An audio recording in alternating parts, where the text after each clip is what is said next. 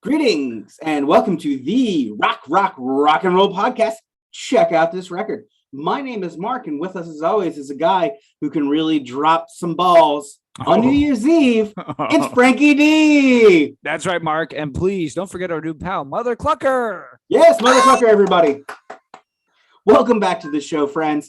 Don't be shy about telling your friends that they can check out this record on Spotify, Apple Podcasts, and Amazon Music, or wherever the finest of podcasts lurk, out there on the internet.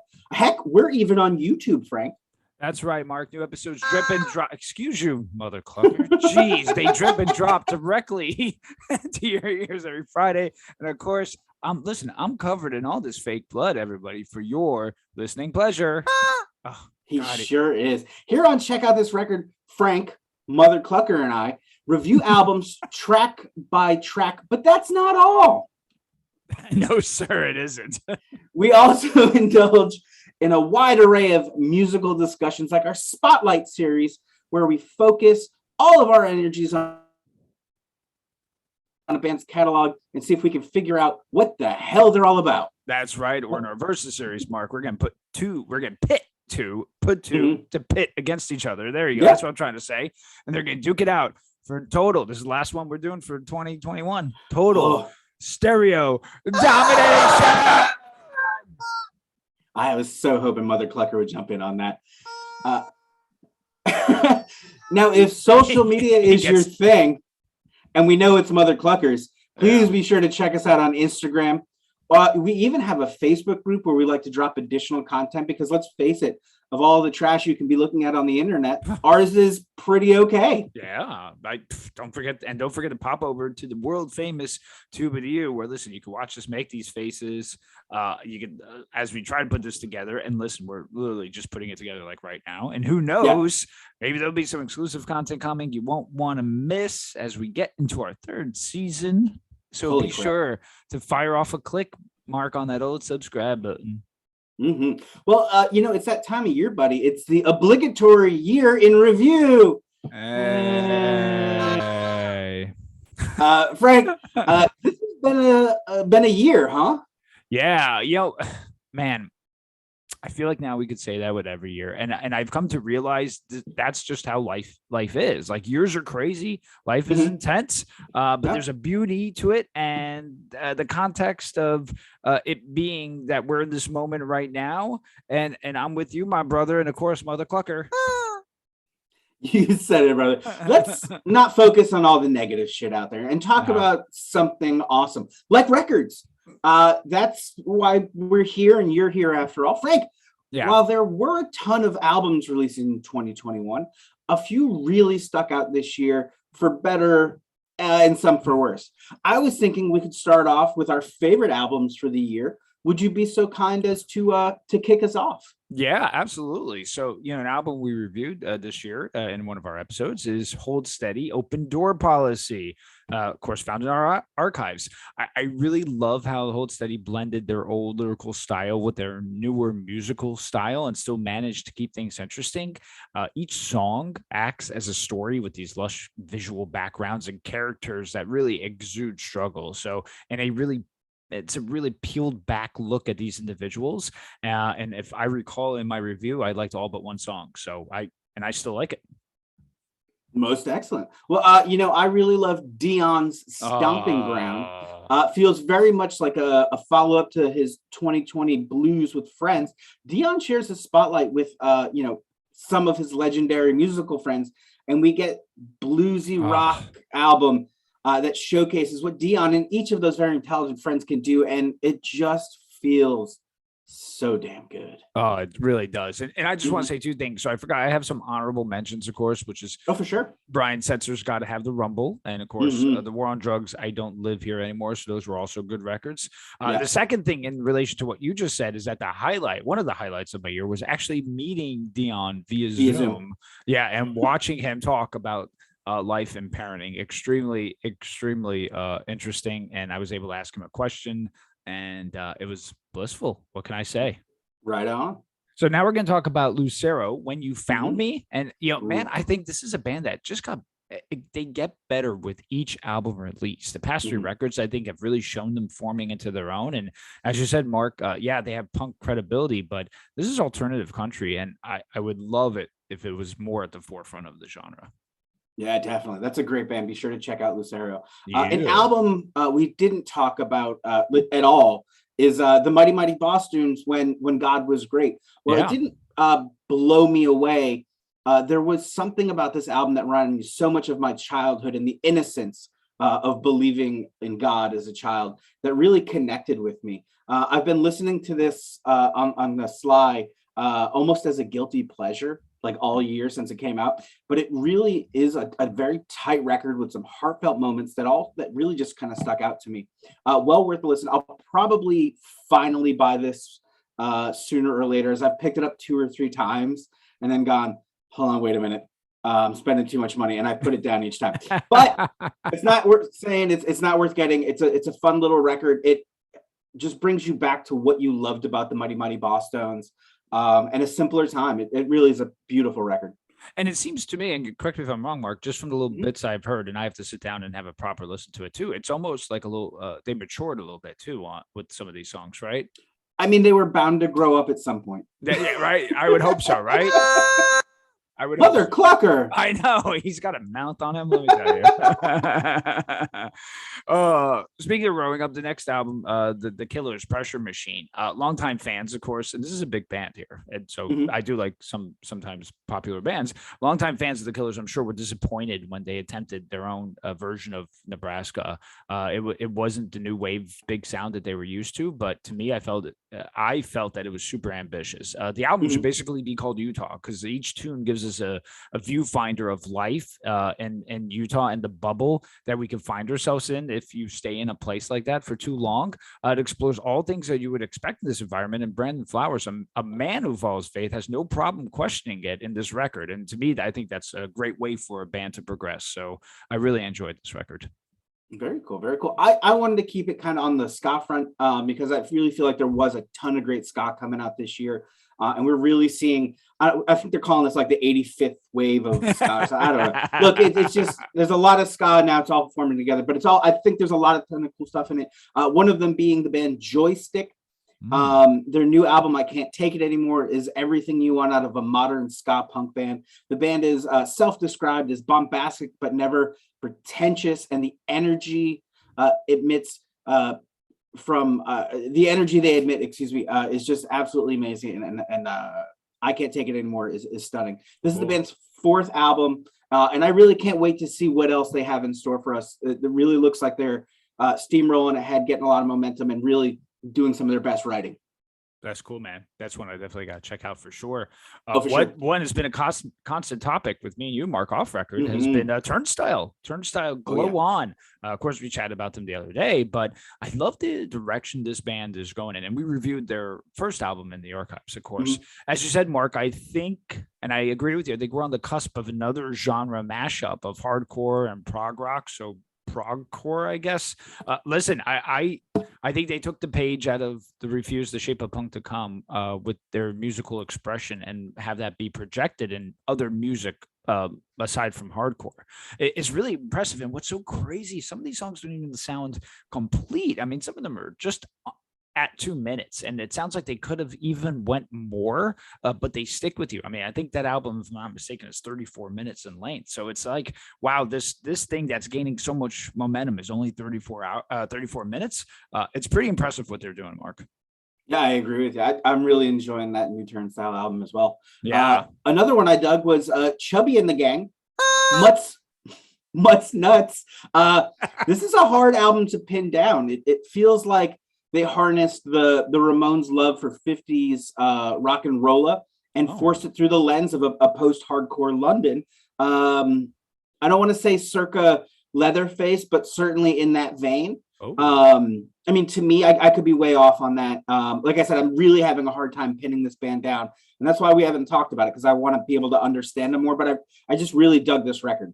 I really feel like the flow of the album or I like the flow of the album, where a band like this can easily get weighed down stylistically by just being too much of that Ramones 50s rock and roll, plus a little hardcore can get weighed down. They do a great job of balancing this album with some slower numbers, some faster numbers, and not keeping it too much of the same, if that makes sense. Yeah.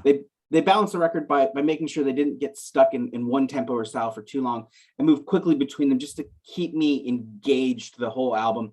Really interesting stuff. If you haven't checked it out, I'd definitely recommend it. Cool. And that album title, say that album title again. Mutts Nuts. I love it. Yep. Oh, Mark, I think we're going to be talking about this band shortly again, but Felice Brothers from Dreams to Dust. The brothers Felice, they did it again. They created a super heavy filled record that's rich with all this lyrical goodness. These songs are really pieces of art, and they raise your eyebrows in a great way with unexpected twists, turns, and lyrics. I'm also adding a 2-for-1 here, Strand of Oaks in Heaven. If you want some chill indie rock music that still keeps some classic elements of rock and roll, then Strand of Oaks, I think, is where it's at. I really just love this record, and Timothy Showalter's voice is becoming an instrument onto itself. It's a great album to let just play in the house while you're either sitting down or just taking time to do your responsibilities. Very cool. Very cool. My next choice is Emil and the Sniffers, excuse me, not Snifters, Sniffers. Comfort to Me. I was really worried about saying Emil wrong, so don't worry about it. I really dig this album. It's got a ton of old school punk rock energy. After all, the band's name is the Australian slang for poppers.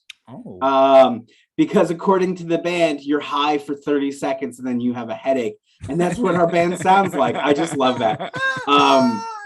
All that said, the production on this record is super tight. It's punchy, grimy, raw, and makes no apologies for its honesty. Definitely check out this record. Okay, cool. Well, Mark, this being check out this record and all. No! Oh! We cannot talk about some of the albums this year that got overhyped or just right out disappointing. So, Mark, why don't you start the hate mail flowing and kick us off, my friend? And I can't wait. I can't wait for you to do this, by the way. I wrote a lot more for these than I did for the albums I like. Jim Lindberg, songs from the Elkhorn Trail. Frank, God, more than an earful about this hunk of trash recently for me. Sorry, buddy. This album isn't your fault. Oh, thank you. It's not my fault. But G, F, and D. It's someone's fault, and the people who made this record possible should take a good hard look at the choices they've made and really think about what else they could do that's not making shit music like this a reality. Look, I get that there's an audience for Pennywise nostalgia, and since they haven't written a decent album since 1999 straight ahead, it's really no surprise that Jim's solo attempt would fall short of any expectation that it would be, I don't know, okay at best. This sounds painfully like he borrowed way too much from Frank Turner and simply doesn't have the writing or actual singing skills to pull off the sound.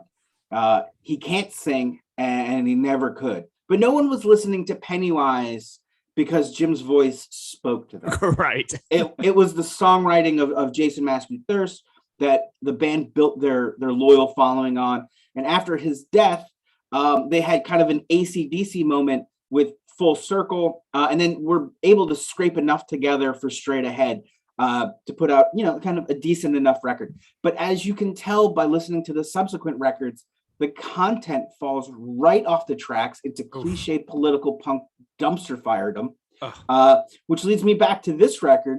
Who the fuck thought this was a good idea? It's terrible. Right. And that's like some of the things we talked about. And you really pinpointed kind of like they had an AC/DC moment with Full Circle and Straight Ahead. I mean, listen, those were enjoyable, but they really haven't done anything good since 99. And whoever gave the green light on this project, like you said, needs to take a hard look as to what they're putting out and what are you expecting people to pay for it? Because if it was given away for free, I could at least understand it. But to have anybody take their hard-earned money and pay for that hunk of garbage, I mean, that's. I mean, if you look at the cover of this thing and you just go, how is this not him stealing Campfire Punk or whatever right. it's just insane to me that he's trying to pass this off as some sort of original idea. It's so bad. It's so bad. Yeah. If you really want to cringe, listen to it. If you want to save yourself time, don't listen to it.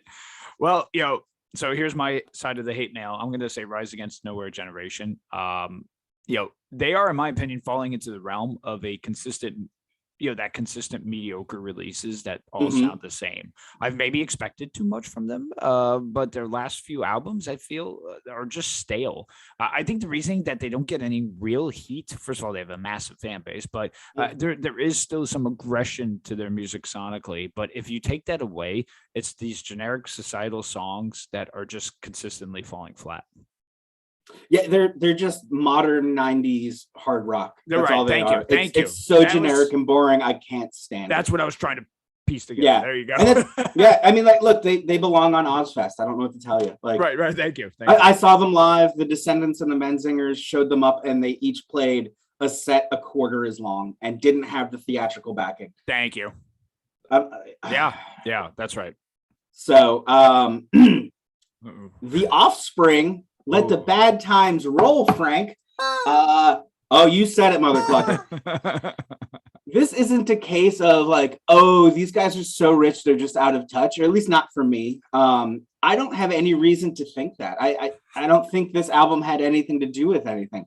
I just think this album sounds terrible. The music has become increasingly predictable and bland for a band that was so well known for pushing the boundaries of what punk rock could and should sound like. It feels like they're dick deep in the potholes of the mainstream crap that got them popular in the late 90s, and it just isn't working anymore. I would still like to try the Hot Sauce a band put out this year. But hello. It says a lot when one of the bands that made you see there was so much more to music than what the mainstream was feeding us puts out a record and a Hot Sauce in the same year, and I'm more interested in the Hot Sauce. Bummer. This is what the Offspring have become. Yeah, and the Hot Sauce is. I gotta watch around Mother Clucker here. I can't say Hot Sauce. Sorry, buddy. Very defensive over the Offspring there.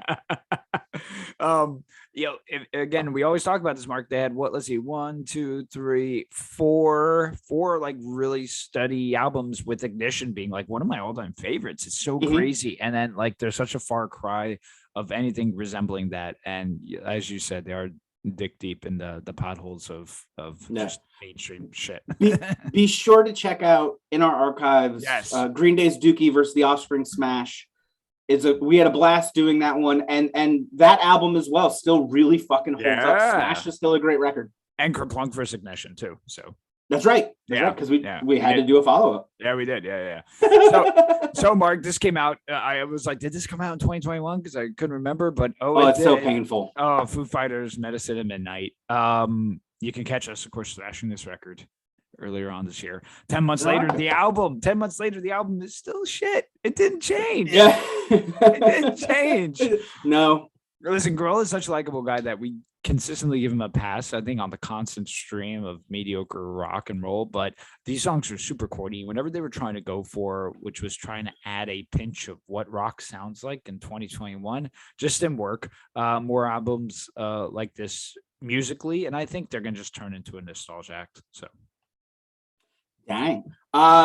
Speaking of hate mail, Greta Van Fleet, the battle at Garden's Gate. See our archives for this hunk of shit. More like Greta, get the fuck out of here with this trash. This one we covered, but it bears repeating. This band is all hype. There's nothing to this. They're collectively less than the sum of all their parts individually.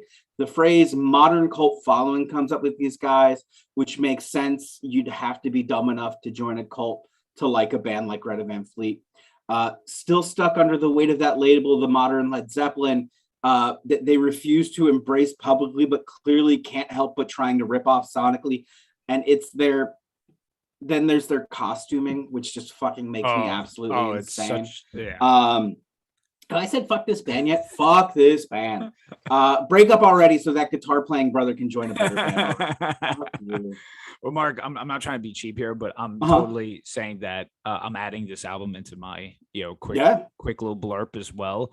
I don't think anything more needs to be said. This is disappointing is an understatement. They really had an opportunity here to form into their own and I don't know, write good songs, but it didn't happen at all. And it's tough because we get a lot of shit for shitting on them. And when people's retort is anything other than the quality of the songs, then it's really hard to even take time to argue with those people. So you need a better Mhm. argument than whatever you want to say that their roots are based in this or they're Yeah. young kids. That's fine. I don't really give a crap who's turning out the songs. I just want them to be good songs. So Corrected Mundo. yep. We Frank and I discussed this briefly before recording today. Yeah. NoFX did put out an album this year. It basically Mother Clucker summed it up there. It's continuing the trail of crap albums they've been putting out. It's nice. I guess Fat Mike needed a new bathroom or something. I don't know. It's not worth your time. Don't even waste it listening to it. Well, that should get the shit nice and turnt, buddy? Oh, totally, my man, totally. Yeah, much like many of the records released this year, this show has had some highs and lows. Oh, Frank, I exposed myself. Wait a minute. Wait. I mean, wait. I exposed you Wait, what? to some records that hopefully help to expand your world musically. Not always for the better, but I can live with that. Let's start with some of your favorite albums from the show that we listened to. Who's still getting a spin from you in 2022? Absolutely, pal. So you want to do a little? Are we gonna do a little alternating here, or do? We'll just talk about your albums, then we'll go to mine, and we'll communicate in between. All right, you got it. So listen, that Thin Lizzy episode we did with the live record. This album rips. I mean, I knew how awesome they were, but I never knew that this album basically takes it to a whole new level. And I'm glad I finally got on the train because they are legit. And when in that side of rock and roll, it's a shame that more people don't mention Thin Lizzy. But man, I mean that was just killer, and I am totally still listening to it. Yeah, I'm stoked. I finally was able to find a clean copy of Live and Dangerous in a record store that didn't have 87,000 scratches through it. It took me a while. Trust me, I've been looking. But man, what a great album. It's a band that definitely gets overlooked when it comes to great bands from the 70s. I mean, really just great rock and roll bands. They're seen as a one-hit wonder between The Boys Are Back in Town, despite having a huge hit with the much-covered Whiskey in a Jar. Oh, my God, yeah. But I mean, they're an amazing band that for some reason people just like to gloss over. And it sucks because as far as bands from Ireland go, they are 1,000 times better than U2. Fuck you, U2. Right. Absolutely. Oh, the next one, man, the Black Keys, the Turn Blue record. I'm so glad that you picked this record specifically from their catalog because it didn't have like all the hits, it was awesome because it really captured like the heartache in an atmospheric way. And this one is still totally getting spins from me. I think it's really just a unique one in their collection, and I really like it a lot. So. Yeah, no, definitely. I think this was a great opportunity for both of us to kind of find a great entry point into the Black Keys that wasn't their cliche stuff and really expand upon it. Dan Auerbach is really doing some interesting stuff, and Turn Blue is such a great example of his ability to write. Great record. Yep. The next was the Shannon the Clans, Onion. Nice. With our love and affinity from like 50s and 60s music, I enjoyed how this band plays homage to those that came before them. So it's the existence of bands like this today that's not going to let modern rock kill like rock and roll. So I really am into that, and I hope they continue still in that 50s and 60s realm. I hope they don't go modern. So I hope they keep really that classic sound. So yeah. Oh yeah. Shannon the Clams, Onion. I gotta be honest with you, folks. Frank has an absolute aversion to food titled things when it comes to music. So the fact that this made his list is a great sign. I do. I'm happy to hear that you really dug it. I don't think we have much to fear in terms of them changing course, but I'm definitely interested to see what else comes out from them. Yeah, totally. And one of the most more recent reviews we did was the Tears for Fears, their first album, They're Hurting, an album. I think this was under that realm of the ones that people thought we should have listened to already or something to that nature. Listen, it really takes the new wave and 80s pop into a deeper and darker arena. And I love the overall darkness. And of course, my wife being a big fan of Tears for Fears, definitely we keep listening to this record. So very cool. Yeah, I was just as surprised as you were that this album was as engaging as it was. I really thought it would be some cliche new wave post-punk stuff, but it was really just a fun album. Definitely. Yeah, man. So those are my highlights. It's funny because I did look in a lot of the episodes where you took the lead were then of course ones that we've already, like, I already was familiar with. So, like, Descendants, Everything Sucks and things of that nature. But this was the core of the new ones you turned me on to. So very cool. What about me, man? Let me tell you, Mother Clucker killed it this year. Some really choices.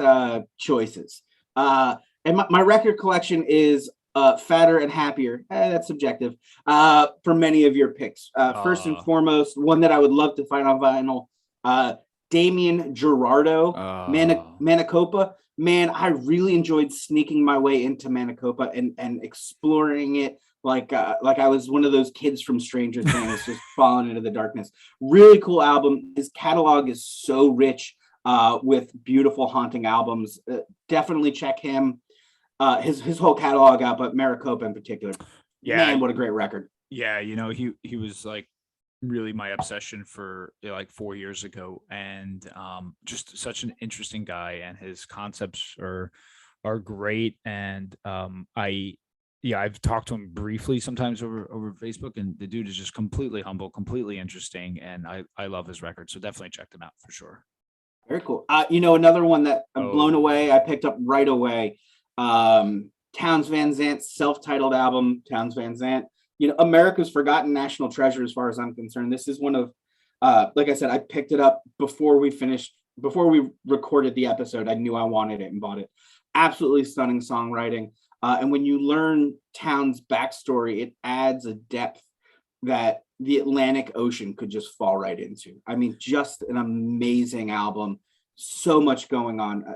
Just beautiful. He was one that we kept getting pointed to in the direction of, if for a Mount Rushmore of songwriting people.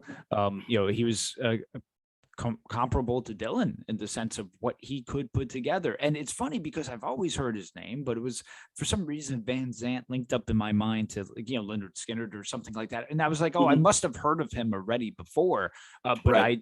we never did the really had a concentrated effort into him. And I tell you what, I would challenge anyone to find like a really poorly written song by him in his entire catalog, because everything is really on point. Yeah, absolutely. Next up, I mean, I'm not gonna lie, I picked a lot of shit for this because I really had a great year listening to music with you. Thanks. Soul Asylum's Hang Time. Right. I still can't get over that I not only like, but continue to find myself going back to a Soul Asylum album. I mean, just this was a great reminder that just because you think you know a band based on their singles, you may not actually know anything the fuck about that band. Really cool record. I mean, just absolutely stunning. If you only know Soul Asylum's hits, check this out. You will absolutely change your tune about that band. Yeah, and this was what we kind of learned about together. Obviously, it was my recommendation, but it was one that was passed on to me to go ahead and listen to. So we went ahead and did that together. And I think we were both equally as shocked because, again, we associated them with the hits. And I get it because they were a big band in the 90s, and that's how you associated with the bands. But you wouldn't think an album like this would have existed. And it's really, really impressive. And again, they were contemporaries in the Minneapolis scene with the Replacements and with Husker Du. And this album is fantastic. Yeah, absolutely. Next up for me is Jason and the Scorchers, Lost and Found. The bastard stepdads of cowpunk. They rule. This is another one I picked up this year. Just an outstanding band that time just refuses to do justice to. But the music I love, and I'm better because of the influences that they've had on bands that I like, and the influence they've had on me. Just a really cool, energetic band that the world should know more of. Yeah, knowing their story and knowing what they how Jason from Jason the Scorchers was really, really just trying to be forward thinking with this whole mixing of country with the jolt of the Ramones at the end of the day. It was really something, and he took a chance. He took a chance by moving to Nashville and really pushing the sound. And this led us to Mark into a really rabbit holes of finding all these alternative country and cowpunk bands. It's been awesome. Another band too, which maybe we'll do a spotlight on shortly, A Thin White Rope. One I have to say has been a tremendous find for anyone who's never heard of them before. And we should probably do an episode on them soon. I'm surprised we haven't, honestly, because Frank bothers me all the time with how much he's listening to A Thin White Rope. Not bothers me, but he's just always talking about it. I always get like screenshots and lyrics, and it's like, okay, that's happening again. But it's awesome because that's what music's supposed to do, right? Music is supposed to draw us in like that. I'm going to cut a little bit down towards the end here, just because I like legitimately did pick a ton of these. The Pogues, Rum, Sodomy, and the Lash. I don't want to say I saved the best for last, but damn, man, Rum, Sodomy, and the Lash is just such an amazing window into the Pogues. You can smell the whiskey, cigarettes, and just steel beer in the recording. A Pair of Brown Eyes still haunts me. Flaws and all, an absolutely stunning record everyone should hear. Yeah, great stuff. Well, you did a nice stuff list first, Mark. So give it to me. Which ones now didn't hit? So they missed a mark. Not you, Mark. They missed the mark. Tell us a little bit about those now. Oh man, with my moodiness, you can never tell what will work and won't work. But I certainly, I struggled with a few of the picks this year. Buffalo Tom, right off the top. More like Buffalo Tom. I was not feeling it, like any of it. This was one of those you had to be there when situations for the band. And for me, as you can imagine, I wasn't there. That said, I think we should keep trying to find more of these 90s artists that fell under the radar, because I feel like there are a lot more of this era of indie rock that we really could get into just without old Buffalo Tom here for me. Yeah, I agree with you on that one. I don't have to say anything else. Yeah, no, fair. The Stone Roses, I know this is one you were excited about. I found these guys really interesting, but couldn't bring myself to listen to more. I tried and just couldn't make the connection. I do have a reminder set to listen to this album in about 4 months, because I like to listen to, like, just come back and see if it changes. So we'll see if it's any different there, if my brain can make any of the connections to it. Or if they just, one of those phenomenons that I don't get. Fair enough. Yeah. Van Huizer. I'm getting a headache thinking about that record. Never mind. Let's skip it. All right, next. The MXPX Spotlight was this was a tough one for me. I went in with a ton of preconceived notions, not enough of which were squashed for me to say I like the band any more than I previously had. They're like the ketchup of punk rock for me, and I just don't like ketchup. It tastes all like fake sugar and I've never liked things. Yeah. So for both MXPX and ketchup, I'm a pass on this one. There you go. Yeah. Fair enough. How about you, man? I know there were a handful of choices made that didn't do so much for you. So give them to me. Let me have them. Sure. So I'm going to start with the Black Pumas one, and it's because that wasn't me. Right. That was a fan request. I know, but it's weird because it is a great album, and I'm intrigued as to what they do next. And I gave it a very high rating on that episode, and I still think it merits that. It's just something I don't find myself going back to a lot. So that's more just a personal preference. One you did though recommend is Crikey. Oh, sorry about this one. No, it's okay, man. As much I don't know you the apology as much as never mind. As much as Crikey does, but yes.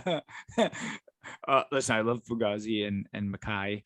This album did do it. The songs had this weird melody and overall vibe musically, and was just not enough to keep me wanting to listen to it. I mean, I don't have to say more. Listen to our episode. I think we both agreed on it. Yeah, I gotta tell you, I will not be listening to whatever. If they have another release, whatever it is, it's going to need some serious points from Mother Clucker before I even try to listen to it. Yep, he agrees. Mm-hmm. Oh. All right. The next one was the Joan Jett episode we did. Listen, we obviously knew her hits, but I don't think we knew the extent of her full albums. And to much of my surprise, the full albums as an entity was very, very weak. Outside of the hits, the albums were filled with odd covers, Little Drummer Boy, and really generic, bland songs. And as I said, the episode, I respect her and her longevity, but the albums were a legit bore. Yeah, I agree with you. Yeah. And one of our most recent episodes, Mark, typo negative. Yeah, I'm just not into it. So no, me neither. Hey, look, sometimes you try to stretch yourself into something you know nothing about, and it oftentimes doesn't work. And that was one of them. But it's okay because we had a great time doing every single thing. That's right. We had a fantastic time. Yeah, every single thing. Frank, it's game time.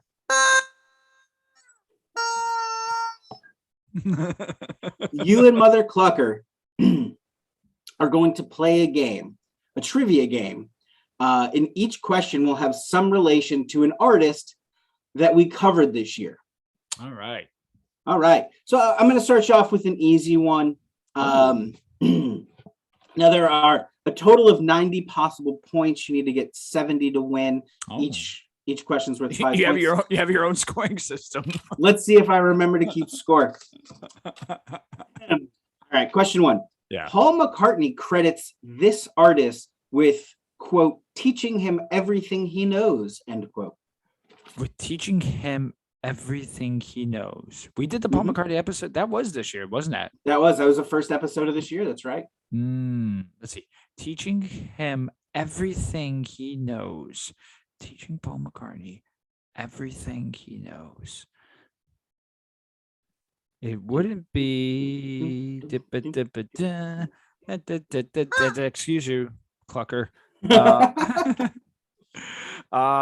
It wouldn't be Little Richard. Yes, it's Little Richard. Very nice. That's 5 points, Franco. Yes, I was gonna say Fats Domino, but I was like, because he had such an affinity for Fats Domino and Little Richard, but I was like, I really think it's Little Richard. So you remember when Little Richard was like the Strawberry King or something on that totally on that Alice in Wonderland's TV show that was super weird? Yeah. Oh, how could I that was fantastic. Question 2. Tom Petty also played bass for the Traveling Wilburys, almost as a joke, in order to cut. The band formed almost as a joke in order to cut a B-side for which of this member of the band? George Harrison. That is correct. Yep. That one I remember. All right. Bonus question. Can you name the A-side of that single? I Won't Back Down. Incorrect. This Is Love was the A-side. Do you want to try for the B-side? This would be the Traveling Wilbury song. It would be a Traveling Wilbury song. You said it was as a the band, the Traveling Wilburys, formed as a joke. Not that this song was a joke. Oh, okay. End of the line? No. Oh. No, it was Handle with Care. Handle with Care, the other single. Care, Darn it, Mother Clucker. That's all right. Painfully, we covered Motley Crue's Dr. Feelgood. Oh, please. At the request of our buddy, Senorita Brito. Not on that album. We destroyed that record. We really did. Not on that album is their smash hit, Girls, Girls, Girls. Frank, of these 4 places, which one does that old car crash Vince McNeil not mention? I said Vince McNeil. That's not right. Vince Neil. Which one of these places is not mentioned in Girls, Girls, Girls? Is it Paris, Atlanta, London, or Tropicana? Paris, Atlanta, London, or Tropicana? Paris. No. Atlanta's mentioned. Is it? Yes. Paris is mentioned. What was the other ones? London or Tropicana? Are you Googling this right now? Where are those eyeballs? I can't see. What's going on? They're by Mother Clucker here. Oh, okay. I'm going to say the Tropicana. No, it was London. It was London. All right. This one's worth a ton of points. Okay. Weezer's Van Weezer was the third album of the band that we've covered. I wrote Weezer like 9 times in a row, so I skipped one. The band has 15 studio albums, 6 of which are self-titled and more commonly referred to by the color of the album. The album cover's color. Name all 6. Double points if you can do it in order. Blue. Mm-hmm. Green. Uh-huh.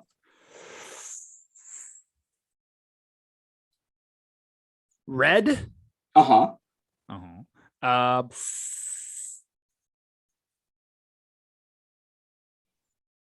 Black. Correct, but not in order. Yeah, because the one after black is white, so then there's one before black. It's not purple. It's not yellow. It's not orange. It's not brown. Isn't it? What'd you say? Isn't it? I don't know. Hold on now.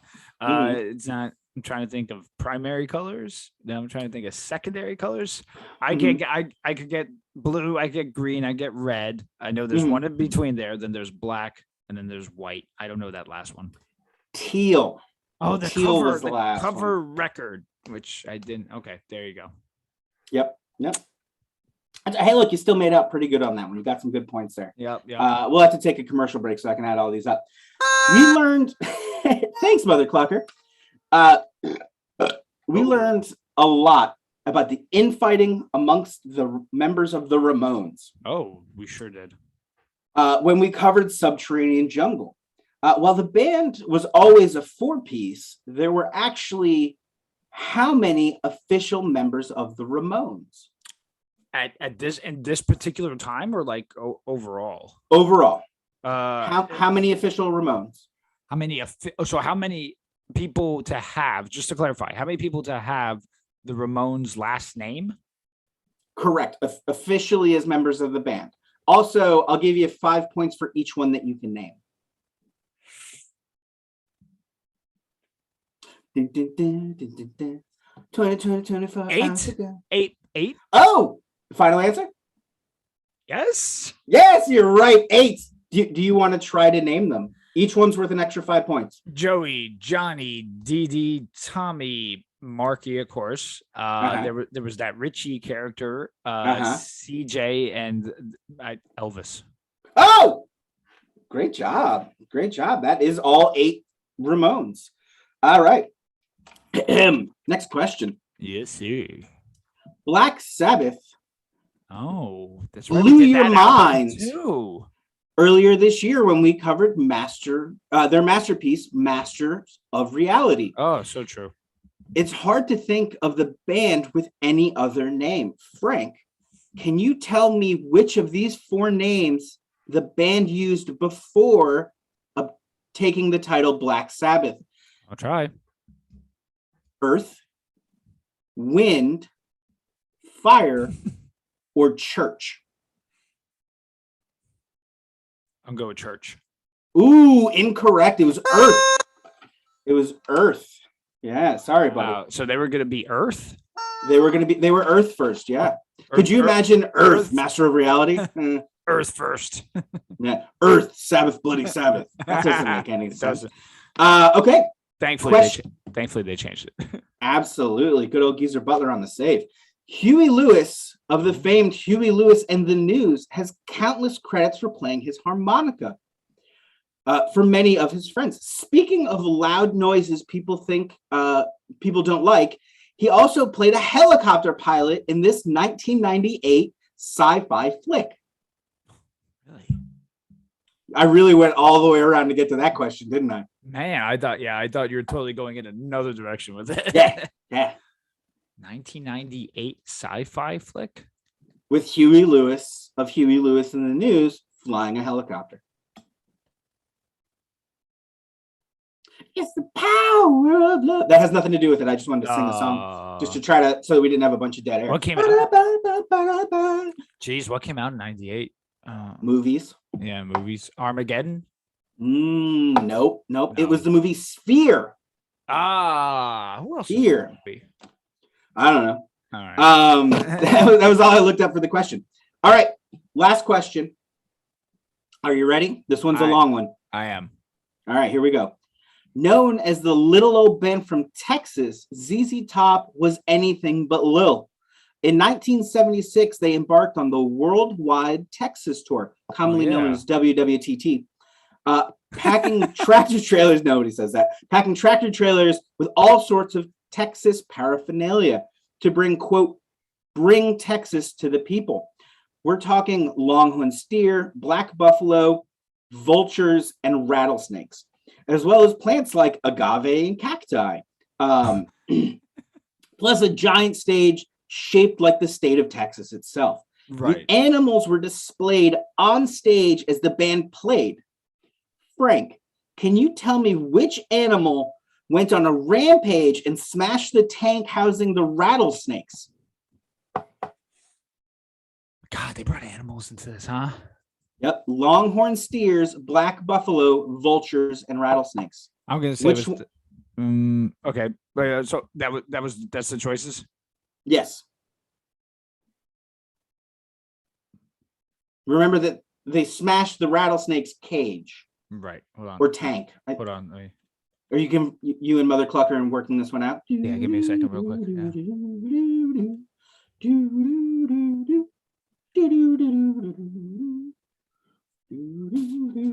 Yeah. He's yappy today. I do apologize. Yeah. No, it's all right. Let's give me a chance to score this. I'm gonna say the black buffalo. Correct. The black buffalo apparently went on a rampage and they had to tranquilize it. The band thought that they could play it down by playing something a little quieter and soothing. But when that didn't work, they just ran off stage and left it to the roadies to handle. So rock and roll. There you go. So rock and roll. I'll count the scores. I'll send you an email. It's fine. Hey, there we go. Yeah. Thanks, that was fun. Yeah. Thank you. Yeah, buddy.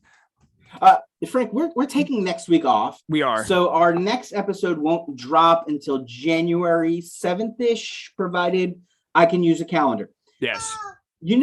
Provided I don't disappear again.